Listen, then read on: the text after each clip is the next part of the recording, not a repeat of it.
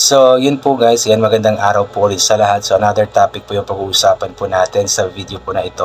Mula pa rin po ito sa naging live po ni Krishna nung nakaraang gabi. Kung saan nga po is may nagsabi doon na, or may nag-comment doon na kapag tapos na daw po yung farmhouse ni Krishna is next na daw plano ni Krishna or pag-ipunan na daw po ni sana ni Krishna yung para sa bahay ng kanyang mga magulang. So, yun po lang sabi ni Krishna, yun na po ang kanyang next na plano. Kapag natapos na nga daw po ang paggawa ng kanyang farmhouse ay mag-iipon na nga daw po siya para sa bahay nga po ng kanyang mga magulang. At isa po ito sa pinakaunang naging plano or pangarap po talaga ni Krishna.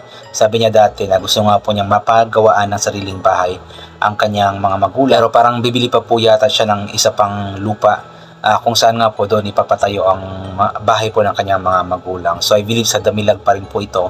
Kasi para sa akin, pwede namang tumira ang kanyang mga magulang dyan sa ipinapagawa niyang farmhouse sa may Miluya. Ang problema nga lang is malayo kasi yung paaralan po ng kanyang mga kapatid is andun nga po sa Damilag or malapit sa Damilag. Tapos yung sakahan po nila andun din po sa Damilag. So medyo mahihirapan po sila sa pagbiyahe-biyahe kasi malayo. So pinaka-ideal talaga na gawaan or lugar na paggawaan ng bahay po para sa kanyang mga magulang is doon pa rin po sa lugar na kung nasaan sila ngayon, doon sa Sitio Damilag nga po. Kaya hoping na mangyari nga po ito, sana matupad nga po ito kasi kumbaga alam kong magpapasaya rin ito kay Krishna. Although medyo stressful si Krishna, medyo down po siya kasi nga po sa dami ng problemang iniisip po niya, sa dami po niya mga plano sa buhay, sa dami po niyang gustong mangyari sa kanyang buhay at sa kanyang pamilya. Tapos dumagdag pa itong stress na bigay sa kanya ng mga bashers. So talagang sobrang stress po niya na nasabi or naisip na nga po niya na titigil na daw po siya sa kanyang pag-vlog para mawala na nga po yung stress na iniisip po niya. Pero yun nga, para sa kanya kasi is mahirap din na tigilan ang kanyang pag-vlog. Although pagod na ang kanyang isip, ang kanyang katawan, pero talagang hindi po siya sumusuko kasi alam po niya na sa pamamagitan po ng kanyang pag-vlog is magkakaroon po siya ng chance na matupad po ang mga pangarap po niya, hindi lang pangarap para sa kanyang sarili, kundi yung pangarap po niya sa kanyang pamilya. At isa nga po dun ay yung pagpapatayo o pagpapagawa nga po ng bahay para sa kanyang mga magulang. So yung kasalukuyang bahay po ng kanyang mga magulang ngayon ay alam po natin na hindi ito gaanong maayos, sira-sira na din, di ba? So mas maganda yung magkaroon sila ng bagong bahay talaga na sa kanila talaga at pinagpaguran talaga ni Krishna. Kaya abangan po natin na mangyari po iyon at ipagdasal po natin na makayanan po ni Krishna lahat po ng pagsubok sa kanyang buhay. Ipagdasal po natin na kumbaga huwag siyang sumuko po sa mga pagsubok o sa mga hamon ng buhay na dumadating sa kanya kasi lahat ng pagsubok na ito is parang test lamang po ng Panginoon sa kanya.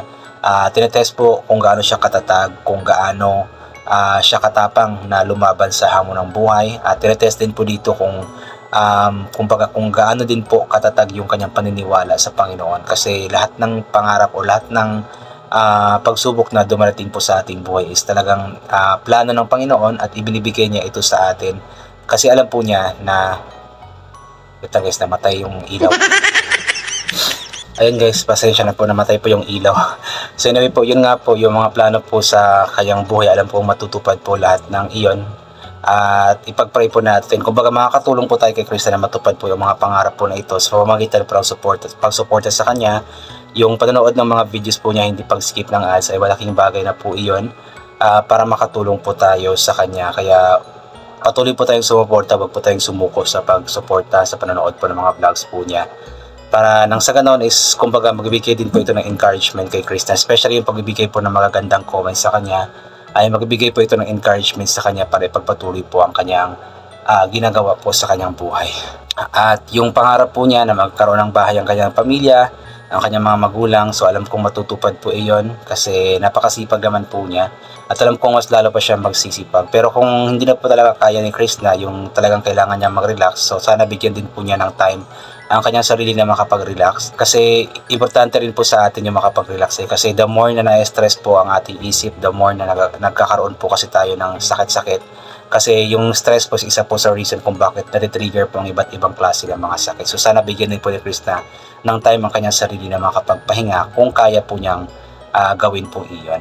So ito, babasahin po natin yung ilan po sa mga komento. From Ivy Figura, magdasal palagi lahat ng sama ng loob at paghihirap doon mo isumbong kay God Huwag mo salita ng masama, buhay mo yan, pag-ingatan, andyan ka na, nagsimula ka ng tumuntong sa tugatog ng tagumpay, kaya labanan mo, huwag patatalo sa masamang iniisip. Yun nga po ibihira lamang po kasi sa panahon ngayon yung nabibigyan po ng chance na magkaroon ng ganito ba, yung kikita ng malaki sa pag-vlog. Marami pong mga vloggers, ako isa rin po ako sa vloggers na matagal na rin pong pumaharap dito sa camera pero hindi talaga nabibigyan ng pagkakataon na kumita ng malaki. Although kumikita pero maliit lang talaga na tama lang din na pang tustos sa mga pangangailangan ko. Mga gamot ni mama, ganoon, mga kailangan pagkain ni mama, snacks ni mama, ganito ganyan. So si Krista po is napakaswerte po niya kasi nagkaroon po siya ng pagkakataon na mas makilala at mas kumita ng malaki po. So sayang din po kung huminto siya sa pag-vlog pa. Sayang din po kasi bibira lamang po sa mga tao ngayon ang nagkakaroon ng swerte na ganito. Kaya sana is kumbaga magdasal siya, isabihin po niya sa Panginoon yung mga problema po niya para nang sa ganon is medyo gumaan-gaan po ang kanyang pakiramdam. Lori Show, Hi Krishna, greetings to you from Vancouver, Canada. Advice ko sa iyo, wag mong intindihin ang mga bashers, ipahinga mo muna but don't stop and never give up, kaya mo yan. Just pray ka lang, Song of Hill listens to you and to all your problems. Yun po yung mostly sa mga payo ng mga viewers talaga. Mag-pray si Krishna kasi walang ibang makakatulong sa kanya kundi yung Panginoon lang talaga. Kapag magdasal ng taimtim, kapag idulog po natin lahat ng problema po natin ng taimtim sa Panginoon, talagang tutulungan po niya tayo. Nora Bautista, pray lang lagi Krishna, mahihirapan ka kasi wala kang masasandalan o mapagsabihan kung may problema ka. Nasa social media ka na, marami ang nag-aabang ng ginagawa mo, kaya ganyan ang pakiramdam mo. Lagi mo lang isipin, di ka pabayaan ni Lord, may mga pangarap ka pa sa buhay, God bless you always. So, nandyan lang palagi si Lord na tumutulong, gumagabay po sa atin. Basta lagi lamang din tayong manalig sa Kanya, lagi tayong tumawag po sa Kanya. Ninita Lastrella, sige lang, ituloy mo lang ang mga ginagawa mo, huwag kang magpa-apekto sa mga nangyayari sa problema sa'yo. Tawag ka lang kay Lord para guided ka sa lahat ng oras. Lahat ng tao nagkakaproblema, continue your dream lang, huwag susuko, kausapin mo si Lord, lagi ganyan ang may anxiety. O basta may anxiety kasi yung mga maliliit na bagay is lagi naming iniisip yun. Kumbaga yung para sa iba siguro is hindi siya malaking bagay, pero para sa aming may mga anxieties, talagang yung isang maliit na bagay is lumalaki po yun. Iniisip namin ang iniisip hanggang sa yun nga, hindi namin mapigilan yung stress namin at sobrang sumasakit na ang aming puso, ang aming isip. Kasi ganoon din po ako guys. Although nakikita niyo ako dito na parang okay lang, positive lang always, pero deep inside po ang dami ko din pong iniisip na mga problema at kada gabi-gabi rin po mahihirapan akong matulog talaga dahil nga po sa mga problema na iniisip ko. At minsan pa nga nakakapag-post pa ako sa Facebook, sa personal Facebook account ko ng ayaw ko na ganito, parang ganoon ba din. Pag kinabukasan matatawa na lamang ako na ganoon pala yung pinopost ko, parang ganoon ba, kasi ewan ko yung mga taong may anxieties talagang bigla-bigla po nagbabago ang mood, yung masaya ka tapos bigla kang malulungkot, bigla kang may stress, ganoon po. Merla or Ariola, ayan, sipag at syaga lang sa hamon ng buhay. Unti-unti mo nang makakamit ang mga pinapangarap mong bahay. May sa buhay nakuha mo na uli lupa mo, nautay mo na pagawa ng bahay mo. Laban lang, tiwala kay God at sarili po. Laban lang always kasi kumbaga andyan palagi ang Panginoon na tutulong po sa kanya. At thanks God kasi unti-unti na nga po niyang natutupad ang mga pangarap po niya para sa kanyang buhay, para sa kanyang pamilya. At alam kong lahat ng mga pangarap po ito is matutupad po talaga. Basta lagi lamang siya magtiwala sa Diyos na ating Ama. Lilia Parado, ayan, good morning Krishna, may ang lola sa'yo, wag puro negative ang iisipin mo, be strong sa mga basher.